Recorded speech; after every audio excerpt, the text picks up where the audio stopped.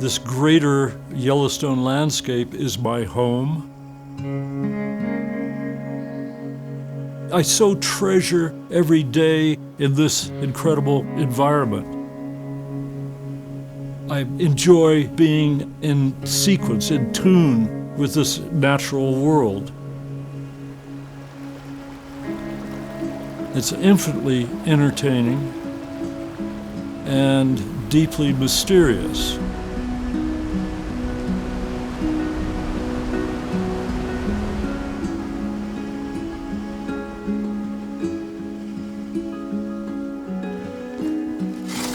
When I came here in 1973, I was hired as the Winterkeeper, which is a winter caretaker.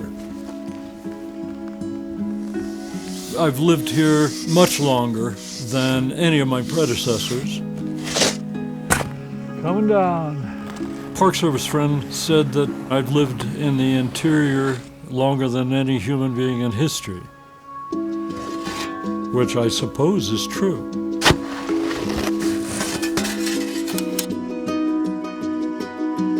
I was the only applicant for the job, which is perhaps the only reason I got the job.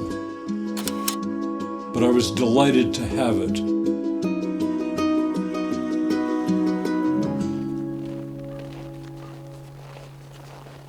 You know, when I first came to Yellowstone, I thought that it was immortal. But over these decades that I've had the great good fortune to live here, I see that it's under continual threat.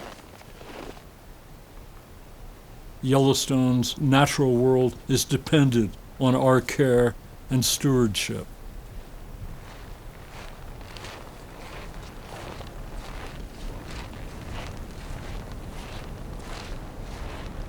Here at 8,000 feet and at a northern latitude, we have a great deal of snow. Snow is an extraordinary material. It's in constant metamorphosis. People love Yellowstone, but they have a rather static picture of what Yellowstone is. Ecosystems are in the process of continual transformation, particularly with the accelerating changes of our planetary climate.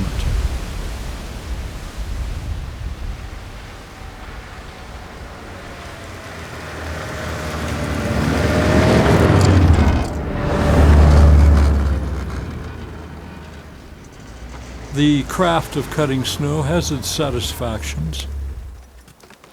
To move it with as little effort as possible,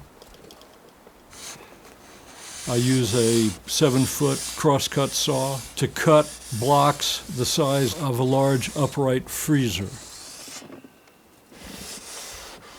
My only help is gravity. I say that I have sawed my way to China, and I'm on my way home now.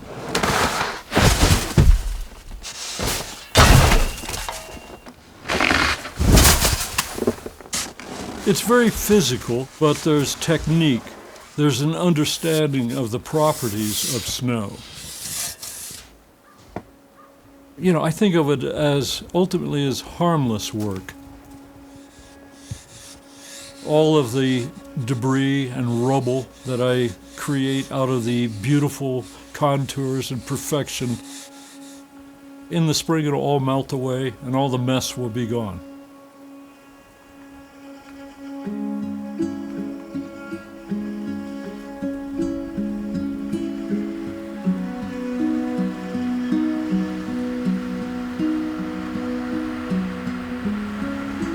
A large part of American mythology has to do with the romance of life in the wilderness.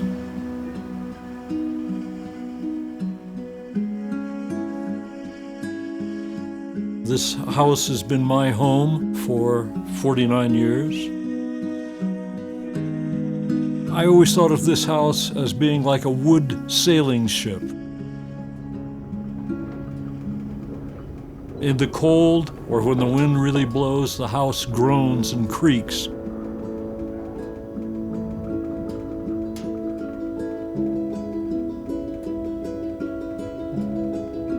I enjoy people, but also take great pleasure in solitude.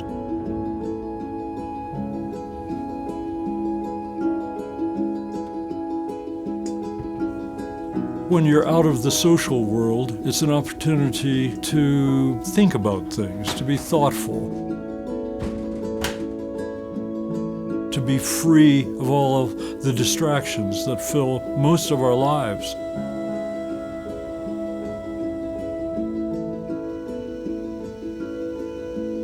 I have great fondness and recollection of wonderful parts of my life in this house.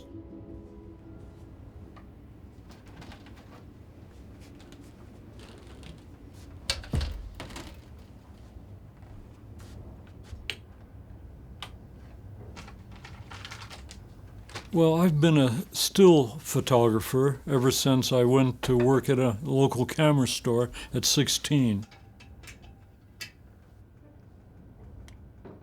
The gods, I like to think, were generous to me visually, although they left some other critical things out. My eyes, I say, are still Kodachrome classic slide film. I arrived here with a wife and a baby in arms. 2 years later, a second child came into the world. I found no difficulty in becoming a father. My recollections was that it was a very idyllic and wonderful period of my life, which passed way too quickly.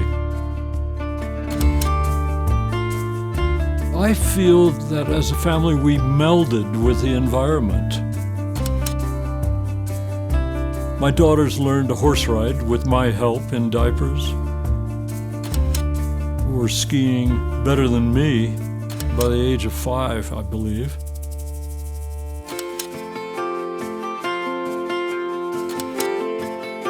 Emma and Sky became very close.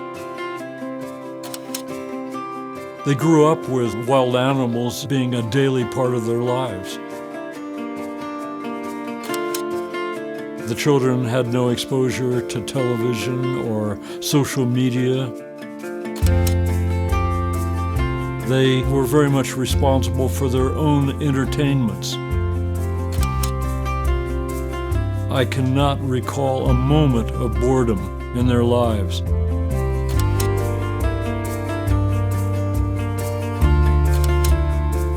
To have children is a marker for the acceleration of our lifetime.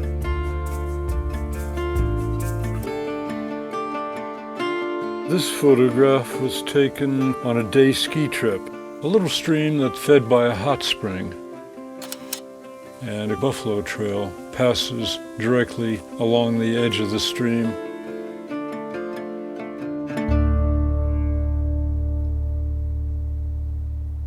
I became complacent about these kind of extraordinary experiences because they were so common a part of our lives. What we did for the 10, 15 years of the family growing up here, I'm not sure that it could happen anymore.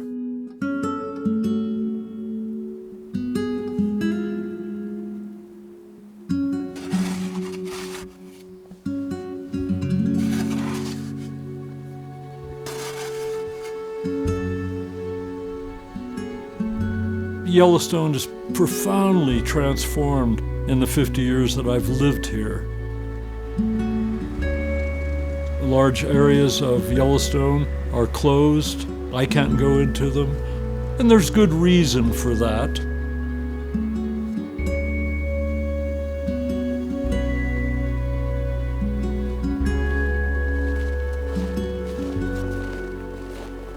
I've come to realize that Yellowstone is a very fragile entity.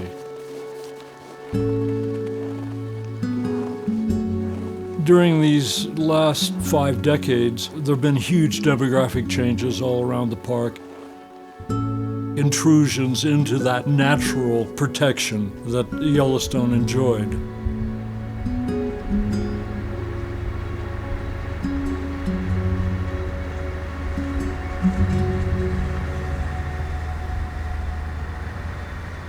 One likes to think that when visitors come to Yellowstone, in a sense, they are greened, but they come with a graying of the resource, of the natural world. Any time that we have people intruding into a natural place, there's impacts and consequences.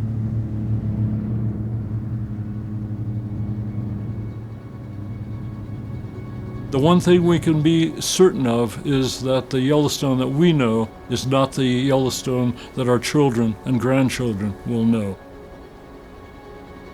It's going to be a very different place.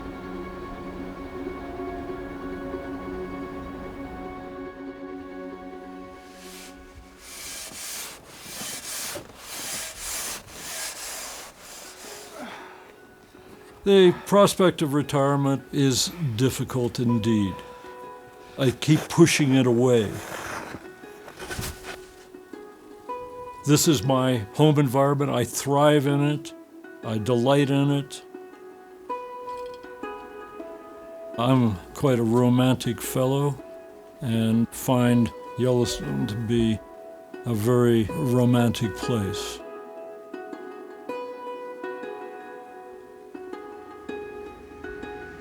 I wouldn't mind not having to go to work every day.